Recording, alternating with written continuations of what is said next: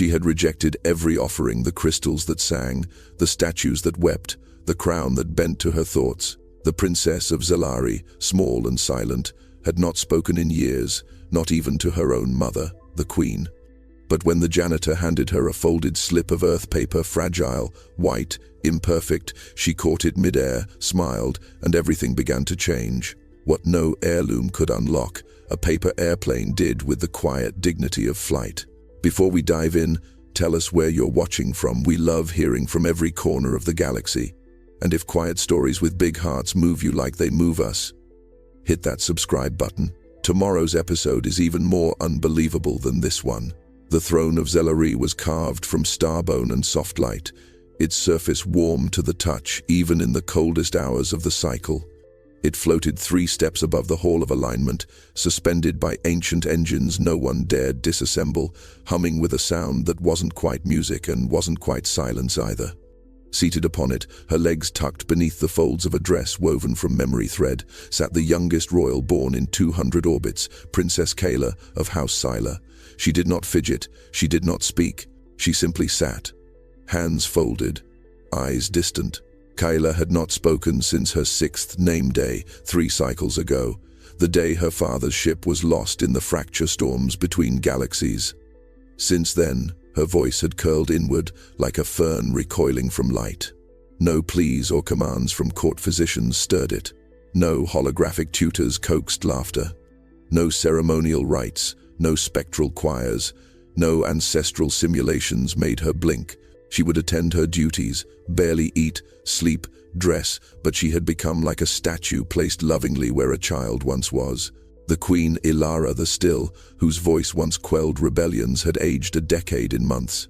She watched her daughter from across rooms like a soldier assessing a battleground she could not cross. Her advisors filled the silence with action. They brought gifts, every cycle, one more ridiculous than the last. Singing stones from the Monazari moons, a living crown made from light-reactive vines, a pet nebula compressed into a play-sized orb. Kayla never touched any of them, she only watched. On this particular cycle, the offering was a gilded automaton, a dancer etched with solar runes, twirling on limbs lighter than air. It spun beautifully, its golden skirt shimmering with encoded lullabies. The courtiers applauded. Kayla did not blink. She stood, turned, and walked away. Again. "Your Majesty," whispered Minister Varix, voice trembling with regret and shame. "If I may, we've exhausted every known joy." The Queen did not answer. Her hand moved, instead a dismissive flick. She did not need their excuses. Far below the throne's platform, almost below notice, a human man mopped the floor. No one ever asked his name. To most, he was the Earth Janitor with the polite smile. His shoulders carried the weight of old gravity, and his hands bore calluses not from war but work. He had been here for 3 years. His name was Cal Ward. No one remembered how he arrived. No one cared. But someone noticed him that day. As Kayla walked from the hall, her gaze flicked sideways. Not at the dancer, not at the minister, at the bucket, and the man beside it. She didn't smile. But for the first time in cycles, she paused. The palace halls of Zelari were wide enough to fit memory and marble side by side. Light filtered in through crystalline panels, designed not for warmth but for precision, a kind of perfection that made most things feel disposable by comparison. But Cal Ward moved through them like he belonged. Not because anyone told him so, no one had, but because he had nowhere else to be. And for a man with no place, even a floor could become sacred if he scrubbed it enough times. He kept his head down, his pace steady. The uniform he wore was not royal issue. It was a plain work suit, faded at the seams, the blue thread pulling slightly at the elbows where his arms bent to labor. A patch on his chest read, "Facilities Tier 7. Below it, the name C. Ward stitched in lighter thread. No titles, no affiliations, just fabric and sweat. He had arrived with the first Earth refugees, one of the last ships to be granted asylum before the borders closed. Zelari had not wanted more humans. Too unpredictable, they said. Too fragile. But Cal never raised his voice, never asked for anything. He just found a mop, and when no one stopped him, he began cleaning. That was 3 years ago. Now, the halls recognized his rhythm, even if the people didn't. He was a ghost in a galaxy of gods. But he wasn't entirely alone. In the far eastern maintenance corridor, hidden behind a service hatch few nobles even knew existed, a tiny corner had been made a space not quite official, not quite allowed. Inside sat a girl, legs swinging from a crate, stacked with rusted conduit coils. Her name was Mira Ward, 8 years old, part starlight, part stubbornness, all heart. She was his daughter, the only bright thing he had left after the collapse. "Paper," she said, tapping a makeshift table built from broken drone plating. "I need more paper." Cal glanced up from where he was patching a broken vent filter. "That was the last sheet in my kit." Mira pouted, her pale fingers already folding another plane with practiced precision. "Can't I use that tablet? That's a royal interface pad, sweetheart. Pretty sure folding it would count as a crime against the galaxy." She grinned. "Only if they catch me." Cal chuckled, that quiet kind of laugh that only fathers learn to do, the one that holds warmth and warning in equal measure. He pulled a napkin from his lunch pouch and slid it across the table. "Try that. It'll glide weird, but maybe it'll surprise you." Mira took it like it was treasure. 2 minutes later, she was running down the side corridor, plane in hand, lining up the shot. 3, 2, 1, she whispered, then launched it into the still air. It looped once, caught a breeze from the vent, and sailed longer than it had any right to. What neither of them noticed, what neither could have known, was that the vent's current curved sharply into the Hall of Alignment just as the morning doors opened. The napkin plane glided elegantly, impossibly into the high chamber, and came to rest at the feet of Princess Kayla of Zelari. The napkin plane lay on the silverstone tiles like it had always belonged there, folded neatly, edges soft but precise. It trembled slightly in the filtered air as if preparing for another flight. The chamber was quiet, not the ceremonial quiet of ritual, but a true, unsettled stillness. The courtiers did not speak. The guards did not move. The queen, poised on her throne, watched her daughter with the sharpness of a mother who has spent too many years watching nothing happen. Princess Kayla stood perfectly still. Then, for the first time in countless moons, she bent her knees and crouched. Her fingers reached, hesitant but intent, as if the little object might vanish if touched too quickly. She picked it up and smiled. It was not a wide smile. It was not ceremonial, but it was real, that fragile, uncertain stretch of muscle around the eyes and corners of the mouth that marks something living. And in the hush of the hall, that smile hit harder than thunder. Gasps rippled like tremors beneath the floor. Minister Varex, the Queen's advisor, stepped forward. "Your Majesty, I—" "Silence," the Queen said, not loudly, but with enough weight to flatten every syllable in the chamber. Kayla turned the plane over in her hands. She didn't speak, but she didn't let go. The royal physician was summoned within minutes. He came armed with the latest diagnostics, empathy probes, neural scans, and a thought reader bound in gold leaf. The princess endured each of them with her usual stillness. The smile faded, but her grip on the napkin plane remained tight. "She exhibits standard vitals," the physician reported nervously. "No spike in neuroelectric patterns. And yet, this reaction, it's unprecedented." "You're saying," said the Queen coldly, "that this toy did what your labs could not?" The physician paled. "Your Majesty, I do not pretend to understand." "No," she replied. "You do not." In the days that followed, the palace swelled with curiosity. The Hall of Alignment, normally closed for royal reflection, became the focus of hidden stares and subtle inquiries. Everyone wanted to know who had crafted the strange object that moved the princess. No one looked down. No one ever did. Not to where the janitor worked at night after the courtiers had gone home. Not to the small scuff mark on the tile where the plane had landed. Not to the bent napkin that now sat beside Kayla's favorite seat, wrapped in stasis glass. But Cal Ward knew. He knew because Mira had returned from their little hideaway grinning, her fingers blackened with dust and paper fibers. "I think it flew into the fancy room," she said that night. He didn't press, just smiled and tucked her in with her favorite wrench beside her pillow. Outside the chamber, systems flickered, machines buzzed, but none of them could explain what had happened. Because machines know code. But only people broken, quiet, working people know what it means to be still long enough for someone to be seen. The wind inside the palace was not natural. It came from the breath of machines, temperature regulators, air balancers, systems tuned for comfort, so precisely they erased the very concept of weather. But still, it moved. And sometimes, if you folded a napkin just right, it carried things farther than you'd expect. Cal sat alone in the service alcove that night, a half-empty cup of tea cooling beside him. Mira had fallen asleep hours earlier, curled beneath a repurposed insulation blanket that smelled faintly of cleaning solvent and peppermint. In his lap sat a crumpled strip of white old ration packaging, wiped clean. His fingers moved from memory. The folds were simple, but he made them carefully. Each crease reminded him of the long nights after Mira's mother died.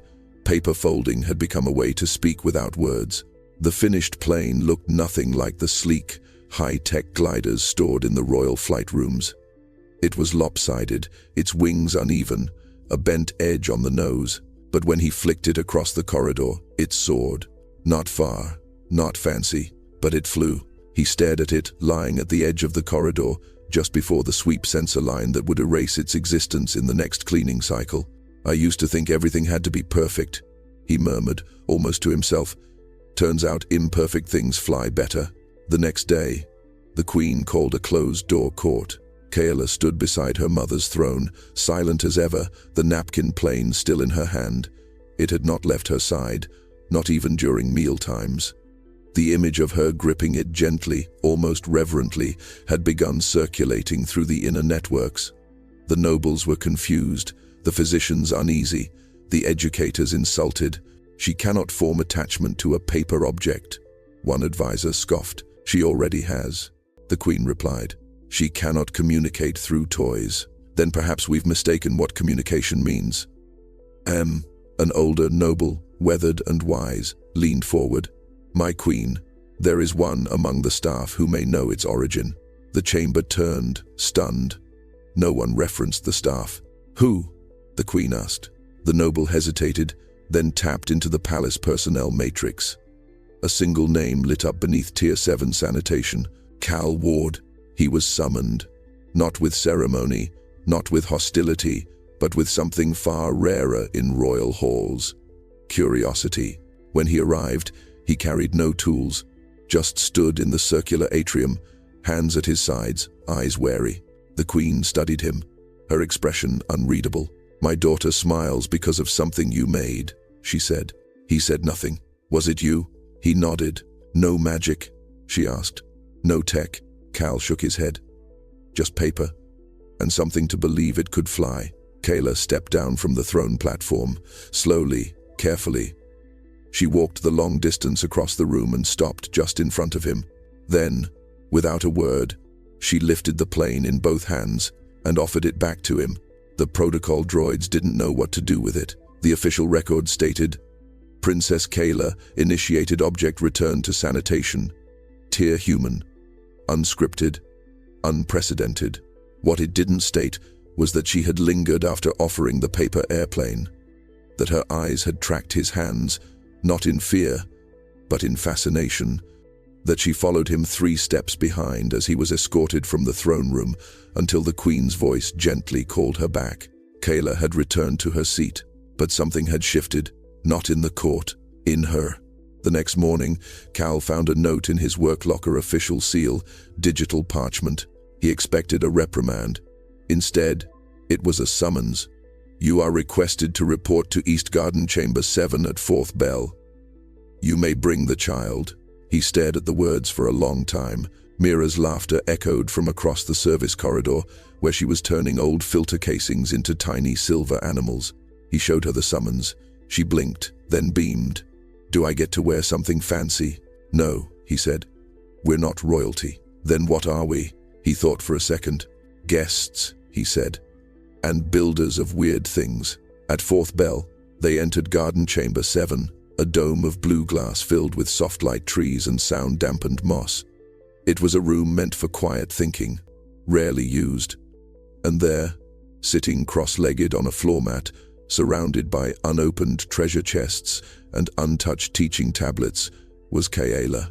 She looked smaller here, less distant. The paper airplane rested on her lap. Mira approached first, curious but unafraid. "Hi, I'm Mira." Kayla didn't respond, but her head tilted. Mira plopped down beside her and pulled a small pouch from her belt. "I brought crayons." She dumped them out. Most were stubby, their paper jackets peeled. A few had glitter in them from a failed slime experiment. Kayla reached out hesitantly and touched the purple one. Then, without looking up, she began to draw. Cal sat nearby, watching. He didn't speak, didn't interrupt. He just leaned back against the garden wall and let the quiet unfold. A few minutes passed. Then Kayla nudged her drawing toward Mira. It was a plane. Crooked, thick lines, awkwardly shaped but unmistakably a plane. Mira grinned. "Wanna build one?" Kayla looked up. For the first time, she nodded. And just like that, the ice cracked. Together, they tore a strip from the corner of a food wrapper. Mira showed her the folds, careful and slow. Kayla's fingers shook at first, but Mira was patient, like her father. The plane they made didn't fly far, but they clapped anyway. By the end of the hour, a tiny fleet littered the garden. Glittering with wax marks and crayon stripes, they hovered at odd angles in the air, caught in the dome's soft current. From a high window, the queen watched. She did not smile, but she did not stop watching. The Queen of Zelari had once been called Elara the Still. In her youth, that name meant poise, control, balance. Now it meant something else. Stillness, like cold stone.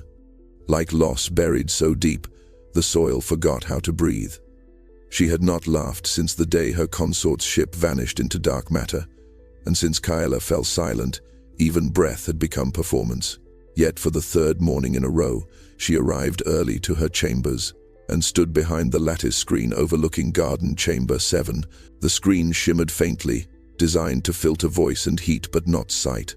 It was a place monarchs used to observe unobserved, usually for diplomatic games, power assessments, inheritance tests. But today, the queen did not watch rivals. She watched her daughter. Kayla was lying on her stomach on the mossy floor, chin propped on one hand, the other clumsily folding the corner of a cardboard scrap. Mira sat beside her, tongue poking out in concentration as she coached her through the next step. Cal sat farther back, as always, quiet, patient, present but never commanding. His gaze flicked between the two girls, ensuring nothing wavered, not in safety, not in trust. The queen did not understand how he'd done it, how this man, this nobody from a dying world, had cracked what the galaxy's best physicians, philosophers, and AI psychonauts could not. He had not healed Kayla, he had met her where she lived, on the quiet floor between gifts too grand to hold, in the silence between languages, in the folds of a paper plane. "Your Majesty," Minister Varric said, approaching behind her. "The High Council has begun in your absence." "They can wait," Elara replied. He paused. "There is concern," he continued carefully, "that this bond may reflect poorly on the House of Sila, that a princess should take so strongly to an off-world janitor's child." She turned slowly. Her eyes were rings of old fire. "The child has a name," she said. "So does her father." "Yes, of course, but you and your council brought forth every marvel in the known systems. You fed her music written in quantum threads. You offered toys that learn her thoughts before she speaks. She ignored them all."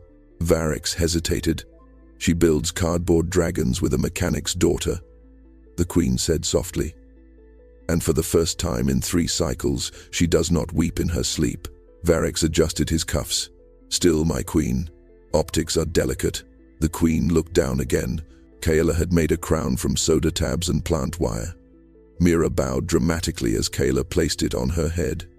Then the princess laughed, a sound so soft it barely registered on the observation sensors, but it reached her mother. "I will risk the optics," Elara whispered. For that sound, the corridor outside Chamber 7 smelled faintly of citrus and copper cleaning agent and old wiring, a scent that clung to Cal's skin like the weight of memory. He walked slowly now, mop balanced across one shoulder, a habit that made him look more like a tired warrior than a janitor. Behind him, Mira skipped in half steps, humming a tune she'd made up that morning. Her hands were speckled with crayon wax. She carried a folded napkin like it was a sacred scroll. They'd stayed in the garden longer than expected. Kayla didn't want to stop folding. "Same time tomorrow?" Mira had asked. Kayla hadn't spoken, but she'd nodded. That was enough. Now, in the service corridor lit only by old amber strips, Cal slowed as they reached the storage alcove. He set the mop down carefully, then unlatched the faded lunchbox. He always carried a metal thing with earth rust along its hinges. From inside, beneath spare napkins and a worn-out cloth filter, he pulled a small paper bundle, tied with string. Mira sat down cross-legged on the floor. She recognized that bundle. "You never opened that." "I used to," Cal said quietly, "back when I still needed to remember." "What is it?" "A promise," he said. He untied the string. Inside was a single paper crane, its wings yellowed with age, edges soft, folded from a napkin that had once sat on a hospital tray beside a glass of water and a woman with too much light in her eyes. Mira leaned closer. "Mom?" Cal nodded. "Your mother taught me how to fold this. When we had nothing left, not even power for the lights, she'd fold cranes for the nurses, said each one held a prayer, even if no one believed anymore." Mira reached out, careful not to touch the fragile wings. "Did she fold this one?" "No," Cal said. "This one I made, on the day we left Earth." He looked at the crane, and his voice dipped low, like a thread unraveling. "I didn't know what else to carry with me. Everything else could break. This could break too, I guess, but not the meaning." He paused. "Your mother once told me, fold something small, so you can carry something big." Mira was quiet for a long time. Then she looked up. "Do you think Kayla's folding paper because she's carrying something big?" Cal looked away. "I think she's trying to remember how to hold it." That night, Mira made a crane of her own. She didn't fold it perfectly, one wing dipped lower than the other, but she tucked it into her sleeve and whispered her wish into it before she slept. The next morning, as Kayla waited in the garden, Mira handed it to her. Kayla turned it in her fingers. No words, but she held it to her chest, and for a moment, her shoulders lifted like someone remembering how to breathe through gravity. The room wasn't designed for children. No royal chamber was. But now, Garden Chamber 7 looked like a storm of paper had swept through it and left behind magic. Crumpled wrappers, folded napkins, glitter-smeared scraps of tablet cloth. Every surface held some version of a paper creature or flying shape. A few glided on air currents, caught in the dome's subtle climate controls. Most sat proudly where they landed, imperfect, creased, loved. Kayla moved among them like a curator in a museum she'd built herself. She didn't speak. She never did, but something had changed. Now, when Mira laughed, Kayla smiled. When Mira asked a question, Kayla pointed, or mimicked, or sketched on the soft clayboard Mira brought in her pouch. They didn't need words anymore. Not the loud kind. They had paper. They had folds. They had flight. "Make a message glider," Mira said one afternoon, holding up a thick sheet of solar liner. "You write something inside, fold it. Then it only gets opened when someone wants to know what's in your heart." Kayla hesitated. She took the paper, then she turned away. She sat in the far corner of the garden and stayed there for a long time, folding with such care it was almost painful to watch. When she returned, the glider was perfect. Tucked just inside the front wing was a Mark III lines drawn in silver crayon. Mira tilted her head. "What's that?" Kayla didn't answer. Instead, she pressed the glider into Mira's hands and closed her fingers over it. That night, Mira showed it to her father. Cal unfolded the plane under a work lamp, while Mira slept nearby, curled up on spare uniforms. Inside, in shaky but deliberate hand, Kayla had written her first words in 3 years. "I miss the sound of him." Cal exhaled like someone punched him in the chest. He folded the plane again, set it on the table, and looked at the mop leaning in the corner like a scepter no one respected. In the weeks that followed, Kayla's gestures grew more fluid, her drawings more complex. She began creating folding guides for Mira, diagrams that only made sense if you understood their shared rhythm. Her eyes lit up when a fold landed right. She clapped softly when one flew well. To everyone else, she was still silent. To Mira and Cal, she was a galaxy opening in slow rotation. The Queen continued to watch, not daily now, hourly. Every blink she missed felt like a piece of her daughter slipping farther from her reach. She had spent years trying to hear Kayla speak. Now she realized she should have learned to listen sooner, not for sound, but for meaning. The council hall was colder than usual, a deliberate tactic. When the temperature dropped, so did patience, and the nobles of Zelari preferred quick agreements to drawn-out debate. The room pulsed with light from thousands of hovering glyphs, each one displaying the realm's priorities: trade routes, water taxation, outer ring diplomacy. Now, a new glyph hovered at the center. It showed a paper airplane, crude, childish, suspiciously human. Minister Varek stood at the front, robes stiff with protocol. His voice had always been smooth, now it carried the brittle edge of insult. "We are not ungrateful, Your Majesty," he began. "The progress the princess has made is, of course, encouraging, but this development has become symbolic." He spat the word like it was dirty. "Symbols shape perception, and perception shapes authority. The court is murmuring." Queen Alara did not blink. "Let them murmur. There are whispers," Varex continued, "that the House of Sila is realigning, that we no longer trust our own traditions, that we elevate off-world, refuse to the level of—" The queen stood. Every sound in the chamber died. Across the tiers of nobles, no one moved. Alara stepped forward slowly, each footfall measured like a falling star. "Say the rest, Varex. You call him refuse. Say it in front of me. Say it in front of a mother whose child was unreachable until a janitor from a broken world gave her something your fortune could not." Varex swallowed hard. "He means well," another noble interjected, "but the concern is legitimacy. A princess bonding with a child of no rank and a human, no less, it invites instability." Alara turned toward her. "A child of no rank," the queen echoed quietly. "What rank did I have when I first stood on these floors? My father had been dethroned, my mother banished. The crown came to me not through lineage, but necessity. Would you have erased my reign because I didn't look royal enough?" No answer came. Behind them, the light shifted. A soft rustle like silk moving in wind echoed through the outer chamber. Princess Kyla entered, alone. She walked to the center of the hall, barefoot on the polished obsidian. Her paper plane rested in her hand. She did not speak, but she stepped up onto the central platform, faced the entire council, and launched the plane. It flew farther than anyone expected, arcing gracefully, gliding with impossible poise, before landing gently at Minister Varex's feet. He stared at it, frozen. Then, awkwardly, he bent to pick it up. Inside was a message. 5 words, etched in silver wax. "Do you know how to?" The silence that followed was not just reverent, it was defeated, because none of them did. By the next rotation, the palace rumor network was molten. A princess had challenged the council with a plane. Whispers flickered like static across noble comms. Has she finally spoken?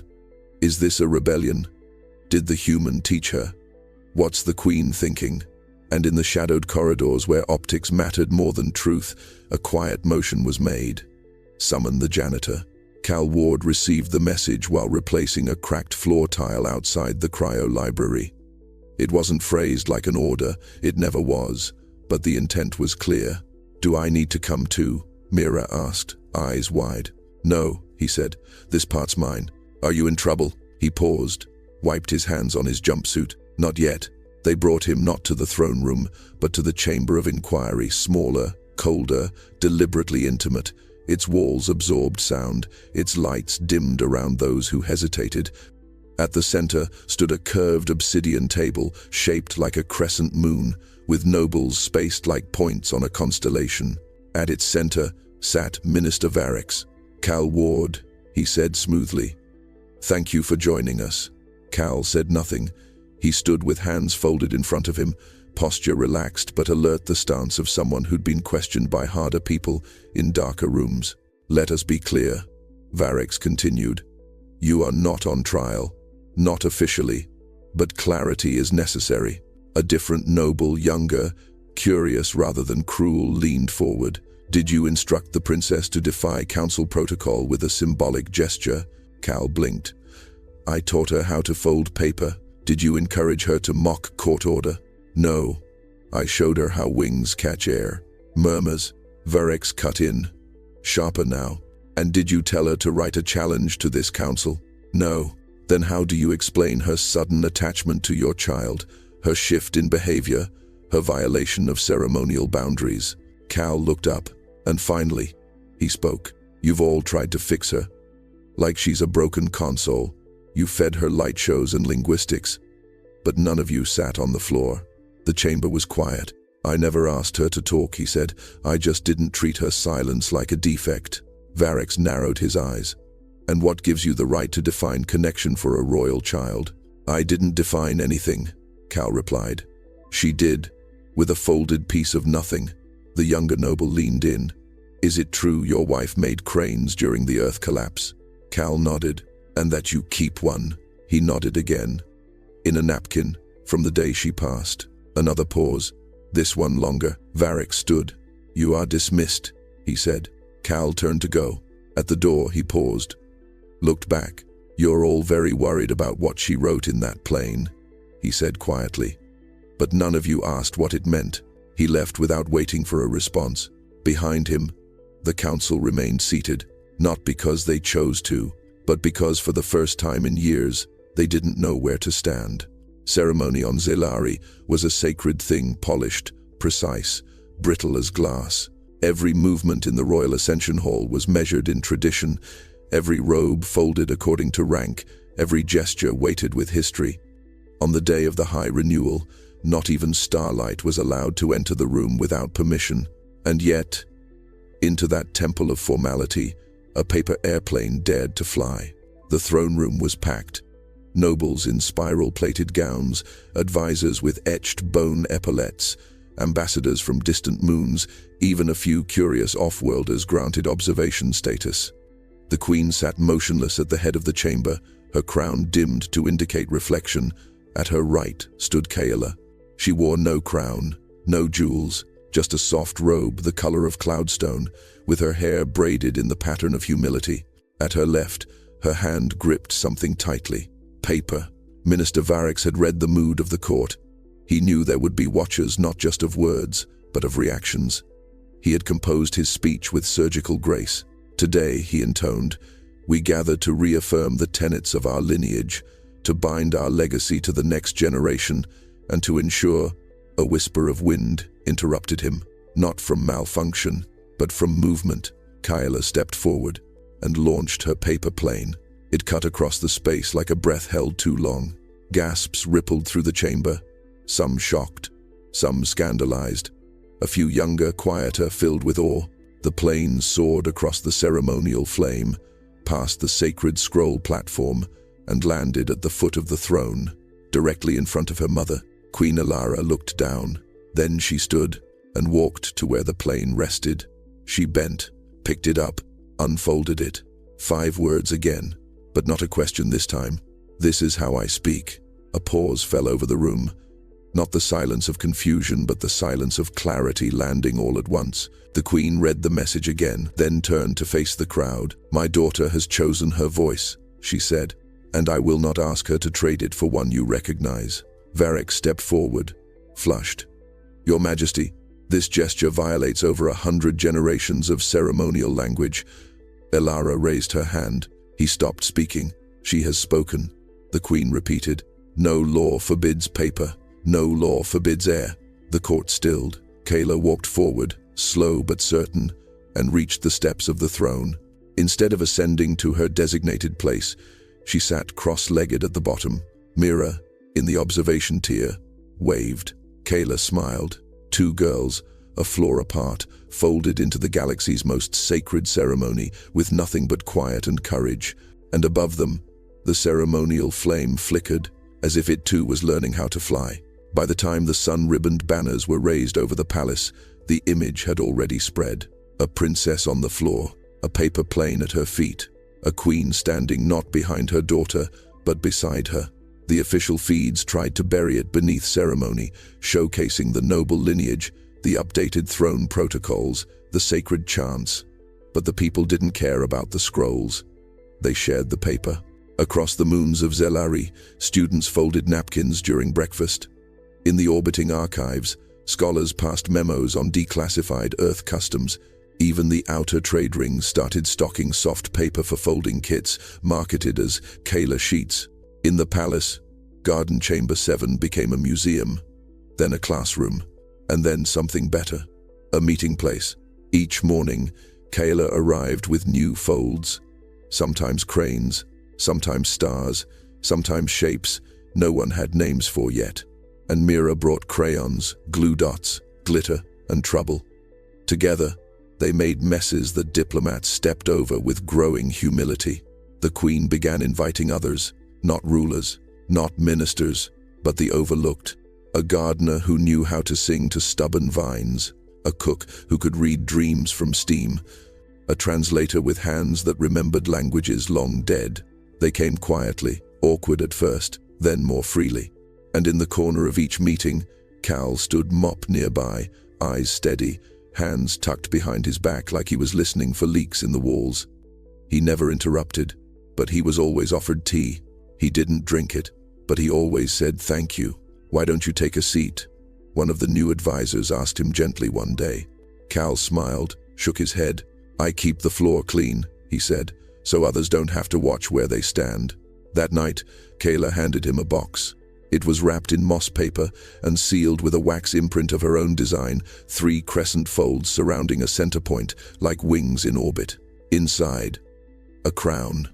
Not gold, not crystal, just cardboard, painted silver, folded carefully by her own hands. He didn't wear it. He placed it gently on the top shelf of his locker, above the rusted lunchbox, beside the napkin crane. Will you ever tell her? Mira asked later, curled beside him on their bunk. Tell her what? That she saved more than just herself. He looked out the tiny window, where distant ships curved like whispers in the dark. She doesn't need to know that, he said. She just needs to keep folding. At that, Mira grinned. You sound like Mom. Good, he said, reaching out to smooth her hair. Then I'm doing something right. In a palace once built to silence everything but power, paper now rustled in every corner. Some people scoffed, others folded, and across the stars, the first draft of a different future began to take shape. The Hall of Convergence still shimmered with its impossible symmetry, obsidian floors, rivers of molten starlight threading through the ceilings like veins of a sleeping god.